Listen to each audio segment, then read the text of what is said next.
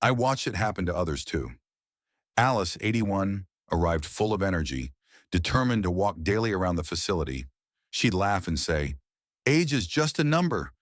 But after months of less activity, she leaned on a walker, then a wheelchair. "I don't know how I aged so fast," she told me, her voice heavy.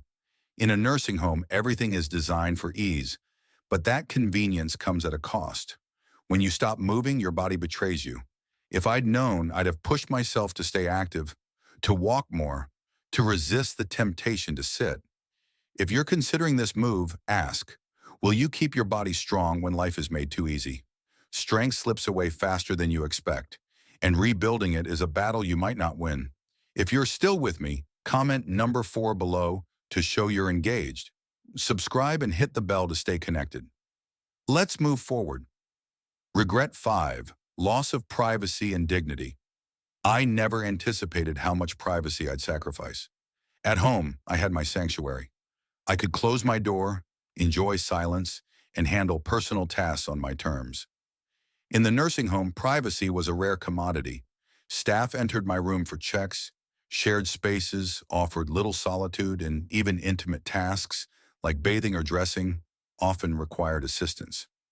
I understood they were doing their jobs, but it's humbling to need help with things you've done independently for decades. Simple acts became ordeals. Want a shower? You might wait hours for an available aid. Dislike the day's menu? You eat what's served or go hungry. Shared rooms added another layer of challenge. I was fortunate to have a kind roommate, but others weren't so lucky, dealing with disruptive or unwell neighbors who made rest impossible. No matter how you decorate, your room never feels like home. Dignity erodes in subtle ways. When staff enter without waiting for your response, when you're addressed like a patient instead of a person, when your routines are dictated by someone else's schedule, you start to feel like a number, not a name. If you're considering a nursing home, ask, are you prepared to give up the privacy and dignity you've always known? The loss is deeper and more personal than you might expect. Regret 6, harder to leave than you think. When I moved in, I told myself it was temporary. I'd try it out, and if it didn't suit me, I'd return home. But leaving proved far more complicated than I'd imagined. My house sat empty, and my family began selling belongings, assuming I'd stay. When I raised the idea of going back, they hesitated. Are you sure you can manage? Isn't it safer here? After months of less activity, I wasn't as strong or confident. The independence I'd once taken for granted felt out of reach, and fear kept me rooted. I met others with similar stories. They'd planned to test the nursing home, only to find the door back to their old life closing. Homes were sold, savings dwindled on care costs, and the outside world became a distant memory. What felt like a reversible choice became permanent. The longer you stay, the more the nursing home becomes your entire world. If you're considering this step, ask, are you ready for a move that might be one way? The financial, physical, and emotional hurdles to leaving are steeper than you might anticipate, and they grow with time. If this resonates, comment number 6 below to let me know you're here. Subscribe and hit the bell to catch future insights. Your support helps share these lessons far and wide. Final thoughts. I don't regret growing older, but I deeply regret assuming a nursing home was my only option. I expected comfort, security, and an easier life. Instead, I lost my independence, my sense of purpose, my privacy, and so much more. Nursing homes aren't inherently wrong. Some truly need their level of care, but they come with sacrifices that run deep. If you're facing this decision, take your time. Explore alternatives like in-home care, assisted living, or home modifications to preserve your freedom. Visit facilities, ask hard questions about daily life, and talk openly with your family about what you value. Fight to hold on to your routines, your choices, your life for as long as you can. Thank you for joining me on this journey. In the comments, share one lesson that struck you and how you'll apply it. Your thoughts inspire me, and reading them fuels my motivation. If this spoke to you, please like, subscribe, and share with someone who needs to hear it. Your support keeps these stories alive, helping others make informed choices. Thank you for listening, and I look forward to connecting again soon. Metabolic changes also contribute. The body is designed to produce and use energy for movement in daily tasks. But as it nears the end of life, it redirects that energy toward preservation. This can lead to increased sleep, longer naps, or difficulty staying awake for extended periods. Some may experience sudden energy drops, seeming fine one moment and completely drained the next. The emotional toll of this fatigue can be just as significant. Many seniors who once prided themselves on their independence may feel frustrated or embarrassed by their limitations. They might withdraw from conversations, avoid social gatherings, or stop engaging in hobbies. Not because they've lost interest, but because they lack the energy to participate. This withdrawal can create a cycle of isolation, accelerating their decline. For families, watching a loved one go from active to exhausted can be heartbreaking.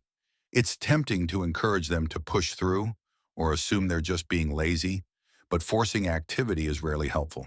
Instead, respect their limits, allow them to rest, and focus on making their days as comfortable as possible. If you notice persistent fatigue that rest doesn't relieve, it's a sign that their body is undergoing a significant transition.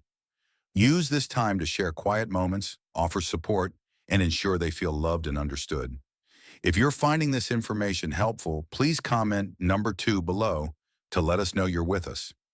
And if you haven't already, consider subscribing and turning on notifications so you don't miss future content. Your support helps us continue sharing valuable insights. Now let's move on. 3. Cognitive decline or emotional withdrawal.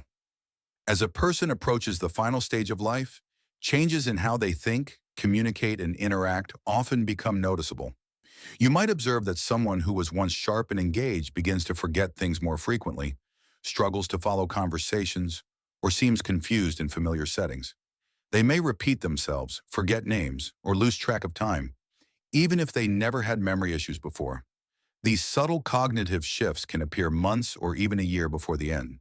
This isn't just normal forgetfulness. The brain, like other organs, relies on a steady supply of oxygen and nutrients. As circulation weakens and oxygen delivery to the brain decreases, cognitive function begins to falter.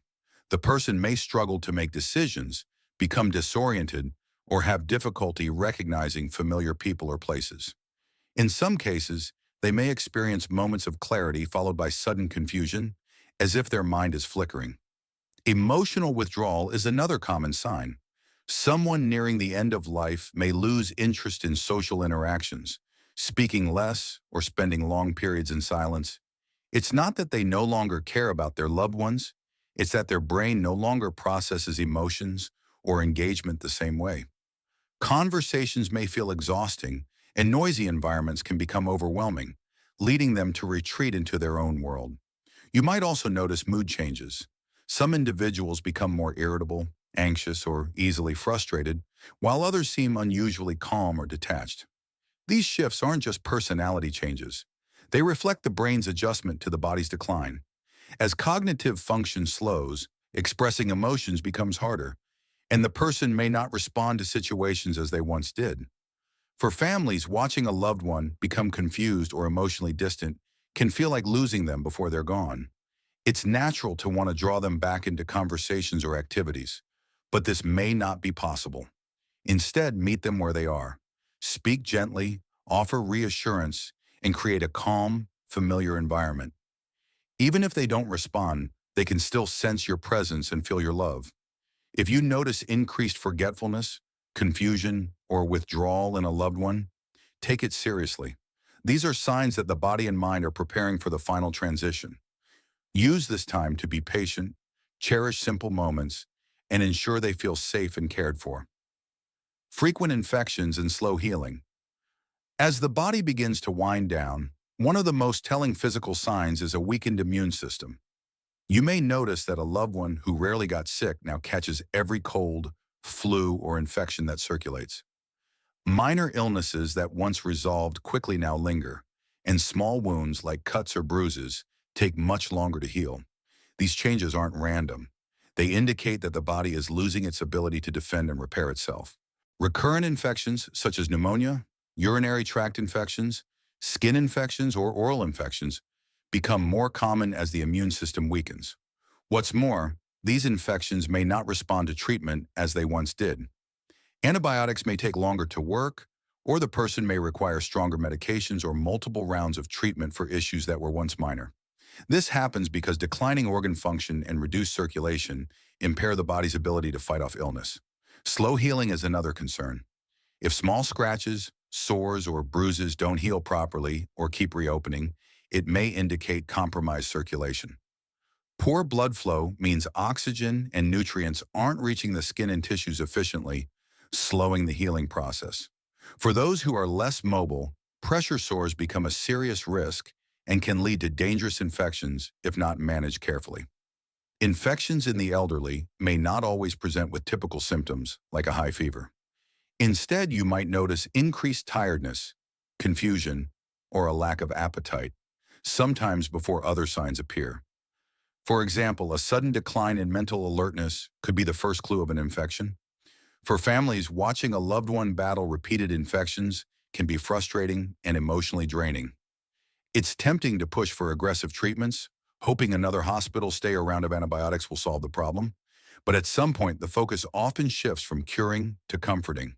Keeping the person hydrated, maintaining clean skin, and reducing stress on the body can do more for their well-being than prolonged medical interventions.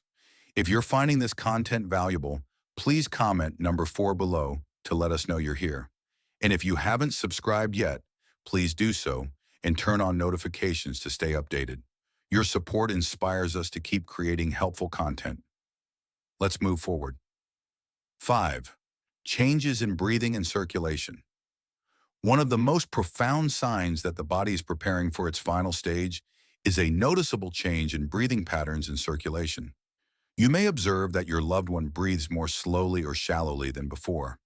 Their breathing may become irregular, with pauses between breaths or periods of rapid, shallow breathing followed by slower breaths. Some experience Cheney-Stokes respiration, a pattern of deep, rapid breaths alternating with long pauses, which can become more frequent over time. Circulation changes are also evident.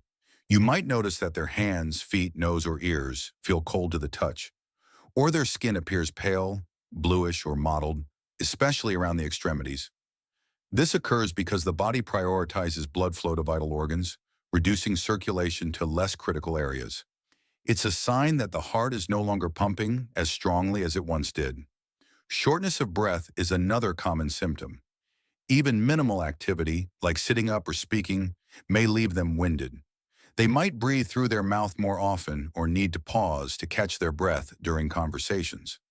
If they struggle to walk short distances or feel tightness in their chest, it could indicate declining lung function or fluid buildup in the lungs, which can cause coughing or gurgling sounds. These changes can be alarming for families. It's natural to want to encourage deeper breaths or worry that something urgent is happening. However, in many cases, these are natural signs of the body slowing down.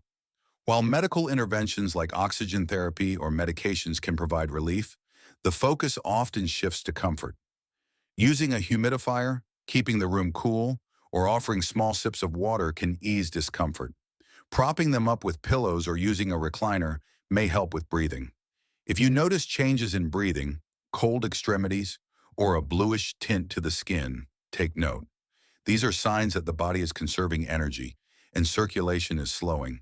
This is a time to be present, offer reassurance, and create a peaceful environment where your loved one feels safe and cared for. Final thoughts. As we conclude, let's reflect on the 5 signs we've explored: unintentional weight loss, profound fatigue, cognitive decline or withdrawal, frequent infections, and changes in breathing and circulation. These changes often appear in the year leading up to an elderly person's passing. They may not all occur at once, and they may not always be obvious, but together, they signal that the body's preparing for its final transition. For families, accepting these changes can be challenging. It's natural to want to fight them, to encourage more eating, more activity, or more engagement. But sometimes the greatest gift we can offer is to listen to what the body is saying.